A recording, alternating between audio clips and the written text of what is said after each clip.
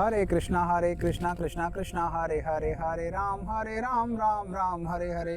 आप सभी भक्तजनों का भगवत ज्ञान गंगा में स्वागत एवं अभिनंदन है। आज का हमारा शीर्षक है कर्म बंधन से मुक्ति। भगवान श्री कृष्ण ने भगवत गीता में बहुत ही सुंदर वर्णन किया है कि मनुष्य अपने कर्म बंधन से मुक्त कैसे हो सकता है। जैसे ही मनुष्य इस पृथ्वी पर आता है, इस भव बंधन में आता है, तो वह अपने पुण्य से और पाप से बंध जाता है और वो अपने शुभ और अशुभ कर्मों से बंध जाता है और इसी को भोगता रहता है जीवन भर। कभी शुभ भोगता है, कभी अशुभ फल भोगता है, कभी पाप भोगता है, कभी पुण्य का फल भोगता है और इन्हीं फलों को और इन्हीं कर्मों को करते हुए वो अपने जीवन को जीता है और इसी के अनुसार वो अपने अगले जन्म में जाता है। पाप और पुण्य के अनुसार ही वो अपने नेक्स्ट जन्म में जाता है, अगले जन्म में जाता है और उसका आवागमन चलता रहता है। भगवान श्री कृष्ण ने गीता में यही वर्णन बताया कि कोई भी बंदा इन अपने कर्म फल से मुक्त हो सकता है, क्योंकि जैसे ही आदमी कर्म करता है तो वो पाप करेगा या पुण्य करेगा, उसका उसे फल भी भोगना पड़ेगा।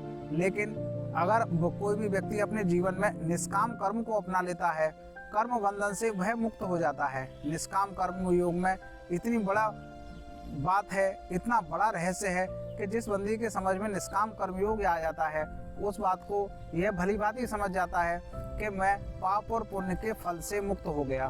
भगवान श्री कृष्ण ने अर्जुन को भगवत गीता में यही बताया कि तू पाप और पुण्य की चिंता मत कर, हत्या की और उसकी चिंता मत कर। निष्काम कर्म योग से अगर तू काम करेगा तो किसी को मारता हुआ भी मारेगा नहीं, कोई भी हत्या तेरे द्वारा नहीं की जाएगी, क्योंकि वो फल में तेरी आसक्ति नहीं होगी। और जो भी व्यक्ति अपने फल में आसक्ति छोड़ देता है और इस बात को समझ जाता है कि मैं तो भगवान को समर्पित करके अपना कर्म कर रहा हूँ, इसमें मेरा ना कोई लाभ है ना कोई हानि है, मुझे जो मिले वो स्वीकार है, जो ना मिले उसकी मुझे कोई अभिलाषा नहीं, कोई आकांक्षा नहीं।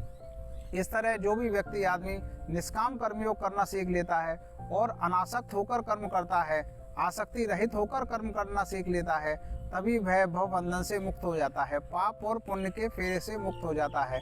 जो भी व्यक्ति पाप और पुण्य के फेरे से मुक्त हो जाता है तभी वह भगवत धाम को जा सकता है, क्योंकि जब तक आदमी अपने पुण्य कर्म और अपने अशुभ कर्म और शुभ कर्म करेगा तब तक उसे फल भोगने के लिए निरंतर जन्म पे जन्म लेने होंगे। वो जन्म मरण के चक्कर से छूट नहीं सकता।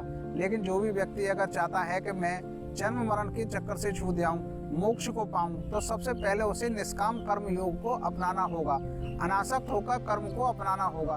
तभी वह पाप और पुण्य के खाता बंद हो जाएगा। उसका फिर ना पाप का खाता होता ना पुण्य का खाता होता। जो वो काम कर रहा होता है भगवान के लिए कर रहा होता है और भगवान में जीवन ईश्वरीय जीवन जीता है और भगवान में ही मरने के बाद में और अपने इस जीवन लीला को समाप्त करने के बाद में भगवान में ही लीन हो जाता है, भगवत धाम को प्राप्त होता है।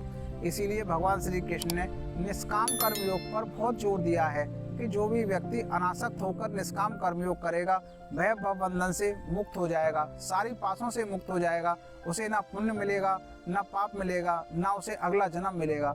अतः हम सभी कृष्ण भक्तों से यही बात कहना चाहेंगे कि भगवान की इस गहनतम बात को समझो। इस उपदेश को सुना बहुत लोगों ने है लेकिन समझा बहुत कम लोगों ने है। आज तक इस बात को समझने के लिए बहुत कम लोग तत्पर हो पाए हैं कि इस निष्काम कर्मयोग को हम समझें और अपने जीवन में क्रांति को घटित करें, क्योंकि निष्काम कर्मयोग को आदमी समझ लेता है लेकिन जीवन में अप्लाई नहीं करता। कोई भी चीज़ का आप जब तक जीवन में अप्लाई नहीं करेंगे, जीवन में लागू नहीं करेंगे, वो आपके लिए क्रांतिकारी नहीं हो पाएगी। कितनी ही बढ़िया दवा सही, कितनी ही बढ़िया आपकी वो टैबलेट सही, लेकिन जब तक आप उसे खाएंगे नहीं, अपने शरीर में उसका उपयोग नहीं करेंगे, तब तक वो आपके शरीर के लिए कुछ नहीं करेगी। इसी तरह ये निष्काम कर्म योग है। जैसे ही आप अनासक्त होकर कर्म करना शुरू करेंगे तभी आपके लिए पाप और पुण्य दोनों के ही खाते बंद हो जाएंगे और ना आपको पाप लगेगा ना पुण्य लगेगा। उसके बाद ही आप भगवत धाम की प्राप्ति कर सकते हैं। लेकिन जैसे ही आदमी इस बात को समझता नहीं है और पाप और पुण्य के शुभ और अशुभ के कर्मों के चक्कर में लगा रहता है तो वह भव बंधन में पड़ा रहता है, सुख और दुख भोगता रहता है और जन्म पे जन्म लेता रहता है और उसकी समझ में ही नहीं आता कि मैं क्या फल भोग रहा हूँ, क्या कर रहा हूँ, मुझे आया कहाँ से हूँ, कहाँ जाना है। ये शाश्वत क्वेश्चन खड़ा रहता है हर व्यक्ति के आगे। बस किरदार निभाता रहता है आदमी और एक क्वेश्चन शाश्वत हमेशा हर आदमी के आगे खड़ा रहता है कि वह कौन है, कहाँ से आया है और कहाँ जाना है। ये जो भी व्यक्ति इस क्वेश्चन का इस सवाल का जवाब ढूंढ लेता है वही मुक्त हो जाता है, वही परमात्मा को पा पाता है, वही मोक्ष का अधिकारी हो जाता है। अतः हम सभी कृष्ण भक्तों से यही बात कहेंगे कि इस सवाल को अपने से पूछो कि आप कौन हो, कहाँ से आए हो और कहाँ जाना है। पाप और पुण्य के फेरे में कब तक झूलते रहोगे, कब तक घूमते रहोगे पाप और पुण्य के चक्कर में। पाप और पुण्य से अलग हो, तभी आप निष्काम कर्म करोगे, तभी आप भगवत धाम में प्रवेश कर पाओगे। अतः हम सभी कृष्ण भक्तों से यही कहना चाहेंगे कि निष्काम कर्मयोग के साधना को समझें और इसे अपने जीवन में लागू करें, क्योंकि जब तक आप लागू नहीं करेंगे आपको इसका शुभ फल नहीं प्राप्त हो पाएगा। निष्काम कर्म योग को अपना कर ही कोई भी व्यक्ति भगवत धाम में प्रवेश पा सकता है। अतः हम सभी कृष्ण भक्तों से यही कहेंगे कि आप निष्काम कर्म योग को अपनाकर भव बंधन से मुक्त होइए। राधे राधे, जय श्री राधे, जय श्री कृष्ण।